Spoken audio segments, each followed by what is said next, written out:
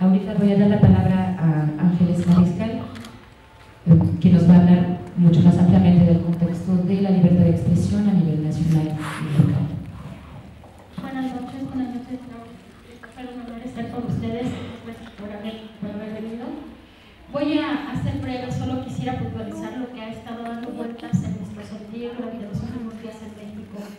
Voy a permitirme leer porque soy igual que Cristóbal, muy mala para hablar, solo me permite escribir, ¿no? La libertad de expresión es el tema justo en el que han estado trabajando, buscándose desde hace muchos años quienes ahora integran la red de la libertad de expresión, a quienes les agradecemos hayan hecho esta labor titánica de traer una foto del 2014 aquí a San Cristóbal. Es un hecho único, inédito y realmente requiere de mucho trabajo, ¿no? Cuando decimos que el sistema político y económico mexicano está en plena decadencia, como ya lo ha narrado Christopher en la zona donde él vive, cuando decimos que esta democracia simulada que está en plena implosión, es decir, está explotando y consumiéndose a sí misma en México, es porque llevamos ya muchos años resistiendo los estragos. Basta revisar los medios de comunicación, los periódicos, los portales y darnos cuenta de estas imágenes que bien menciona Christopher y Lawrence, dando cuenta de cómo es realmente el mundo. La violación flagrante a la libertad de expresión ha sido una constante del gobierno mexicano y nos atraviesa a todas y a todos. Los ejemplos sobran.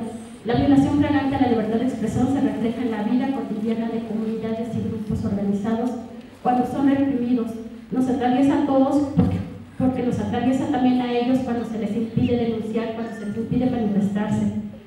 Es violentada también la libertad de expresión, por ejemplo en Chiapas, cuando a las y los ciudadanos que acuden a plantear sus situaciones y sus problemáticas ante instancias del gobierno y son obligados a firmar lo que le llaman un acuerdo de civilidad, que incluye el compromiso de no hacer pública la situación por la que atraviesan. Les exigen guardar silencio. Es violentada la libertad de expresión por las procuradurías de justicia cuando se les pide a los demandantes no dar declaraciones públicas como condición para llevar a cabo un debido proceso. La libertad de expresión es un derecho de todas y de todos, pero en el caso de los medios de comunicación y periodistas, es su esencia y su razón de ser. Un periodista o un medio de comunicación que no ejerce su libertad de expresión pierde el sentido de existir porque es ahí su material, es en estos espacios donde hace eco y potencia de la voz de la ciudadanía. En la decadencia de este sistema mexicano, desafortunadamente gran parte, si no es que la mayoría de los medios y los periodistas han ido perdiendo su esencia y se han vuelto solo reflejo de la decadencia misma, maquillada en discursos oficiales, informaciones intrascendentes o de las francas mentiras e informaciones presentadas como noticias.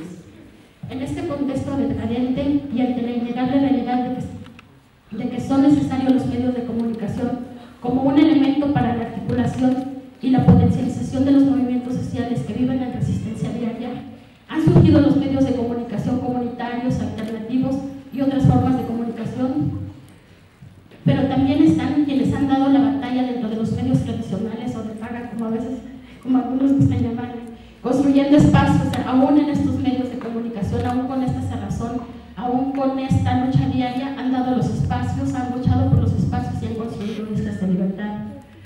¿Por qué no dejar estos espacios? Muchos se preguntan. ¿Por qué no enfocarse en la construcción de los medios alternativos? Creo que hay al menos dos razones.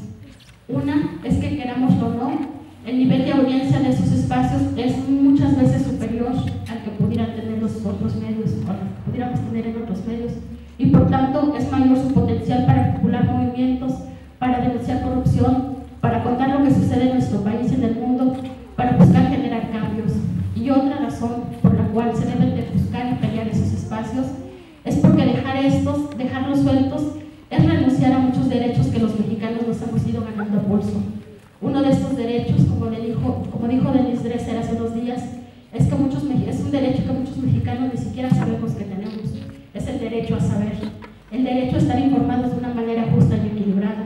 Es un derecho constitucional, es un derecho que ya nos ganamos y no es una dádiva que si se quiere se quita o se da. Lo que le sucedió a Carmen Aristegui, el intentar silenciar a esas voces que construían junto con ella en ese noticiero, un espacio de libertad, no es nuevo.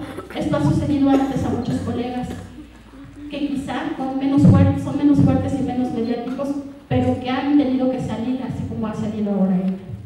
para construir otros espacios. Sin embargo, el punto nodal que ahora creo que a todos y a todas debe interesarnos es que al golpear a una periodista como Carmen Aristegui, a la más fuerte aparentemente, el Estado mexicano nos está dando una lección, o nos quiere dar una lección a todas y a todos. El Estado mexicano nos está diciendo que aquí no habrá más rendición de cuentas por parte de los gobiernos y sus gobernantes. Nos está diciendo que aquí no habrá más voz de los disidentes, que no habrá más voz de las personas, salvo la de los aliados, quienes avanzan a pasos agigantados en otros campos como el legislativo, como en el campo judicial al nombrar a los ministros, o como el de los partidos políticos, para imponer sus políticas singulares. Aquí ya no hay más democracia, aquí lo que llegó es la imposición. Eso es lo que nos quieren dar a entender y eso es lo que nosotros no debemos de entender. Pero bueno, toda esta historia tiene dos lados, y mientras el Estado mexicano y sus gobernantes se empeñan en querer darnos esta lección, por otra parte estamos los miles, los millones, espero, de ciudadanos y ciudadanas que decimos no, que nos preocupamos y ocupamos porque este no se refleja en acciones que tiendan a construir una realidad distinta. Están quienes construyen sus gobiernos autónomos, su economía y educación autónoma, como lo hacen las comunidades zapatistas. Están quienes construyen desde la academia o desde el ejercicio de sus profesiones. Están quienes pugnamos desde los medios de comunicación. Están quienes nos convocaron hoy, las organizaciones de la sociedad civil que forman la Red por la Libertad de Expresión, que sirve este evento de la exposición del amor Press Photo como punto articulador y potencializador de todas estas acciones por la libertad de expresión que nos deben de juntar como ciudadanos y libres.